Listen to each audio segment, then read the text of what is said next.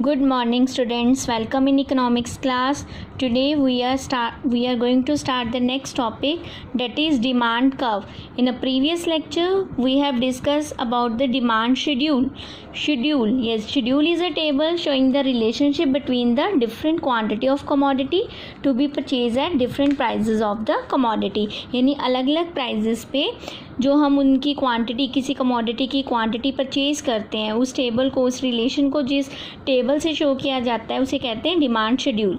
हमने previous lecture में करा था individual demand schedule and market demand schedule. Today we are going the next topic, demand curve and its slope. Demand curve is a graphic presentation. Demand curve क्या है? एक graphic presentation है demand schedule की, showing how quantity demanded of a commodity. यानी कि जो चीज़ बेटा हमारा डिमांड शेड्यूल बताता है, सेम चीज़ अगर हम उसको ग्राफिकली प्रेजेंट कर देते हैं तो उसे हम लोग क्या कह देते हैं? Demand curve. Clear? Demand curve भी क्या बताता है? डिमांड कर्व भी रिलेशन बताता है between the price and the commodity. तो डिमांड कर्व हमारा टू टाइप्स का.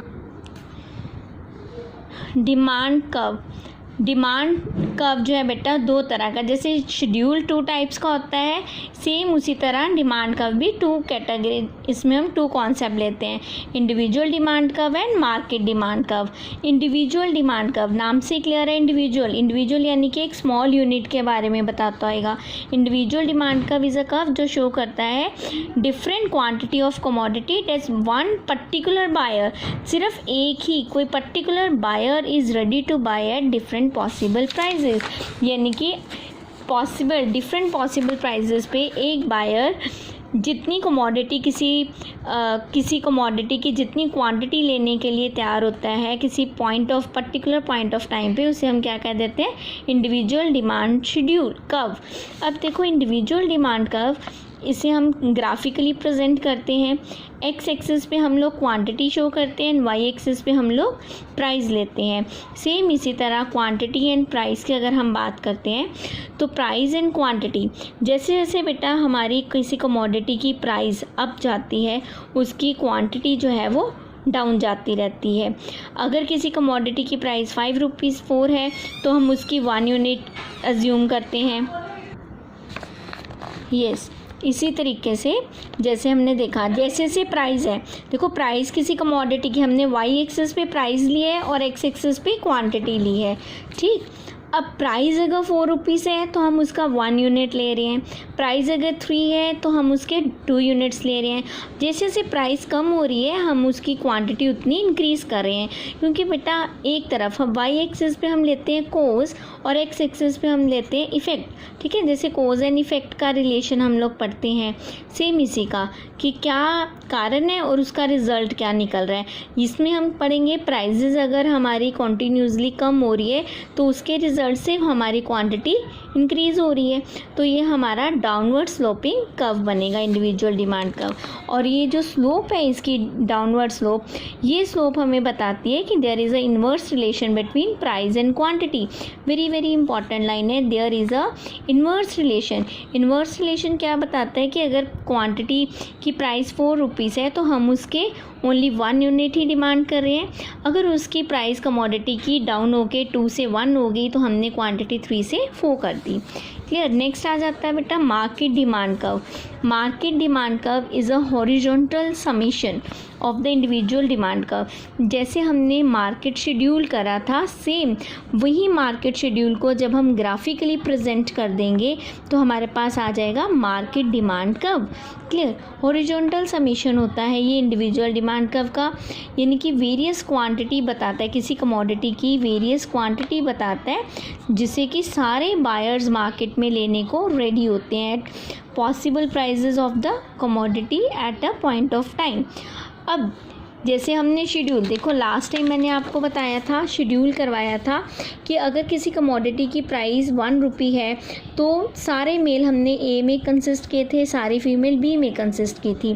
1 रुपी अगर प्राइस है तो टोटल क्वांटिटी कितनी है? 1 ए कंज्यूमर के द्वारा जितने यूनिट डिमांडेड है और बी यूनिट के द्वारा जितने यूनिट डिमांड की जा रही है। 4 + 5 9।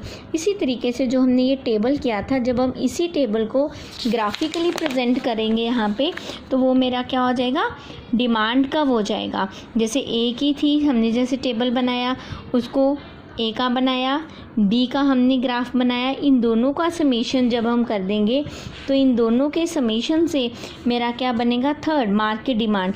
यानी कि प्राइस अगर 4 है तो मैं इसके स्टार्टिंग में 1 यूनिट ले रही हूँ, अगर प्राइस 4 है तो इधर 2 ले रही हूँ, तो 1 + 2 कितना हो गया, 3। तो मैंने यहाँ पे 3 लिया। इसी तरह अगर प्राइस 3 है तो मैं इसके ए कंज्यूमर उसके 2 यूनिट ले रहा है और बी कंज्यूमर उसके 3 यूनिट ले रहा है। ठीक है, तो 2 + 3 कितना हो गया, 2 + 3 5, 3 रुपीज़ पे 5। इसी तरीके से अगर प्राइस कम हो के 1 रुपये होती है तो 1 पे मैं इसके 4 यूनिट ले रही हूँ और 1 पे मैं इसके 5 यूनिट ले रही हूँ। तो 4 + 5 कितना हो गया, 9।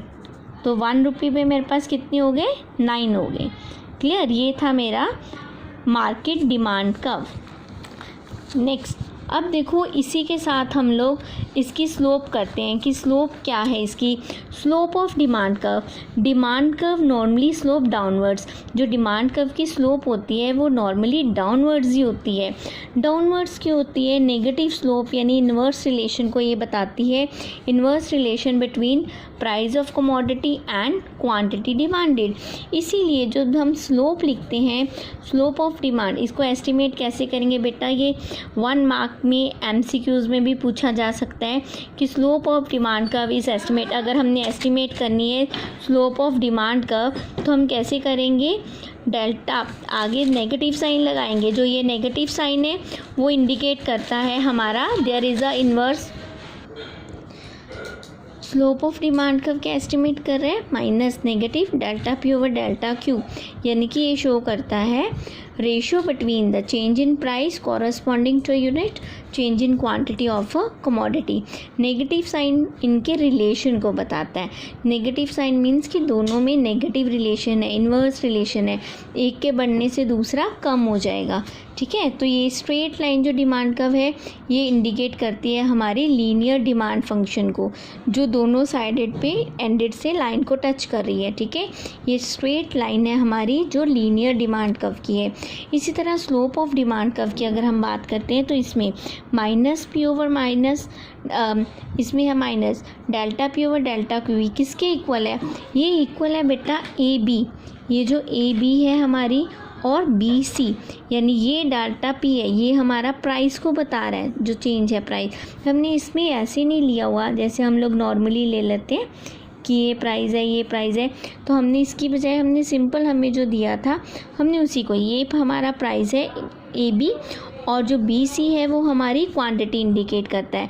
It is a constant at all the point on a demand line. ठीक है, डिमांड लाइन की अगर हम डिमांड लाइन जो है ये कांस्टेंट है एट ऑल पॉइंट। कहीं पे भी अगर हम इस तरीके से कर्व लेंगे तो ये हमारा एक लीनियर स्ट्रेट लाइन बनाएगा।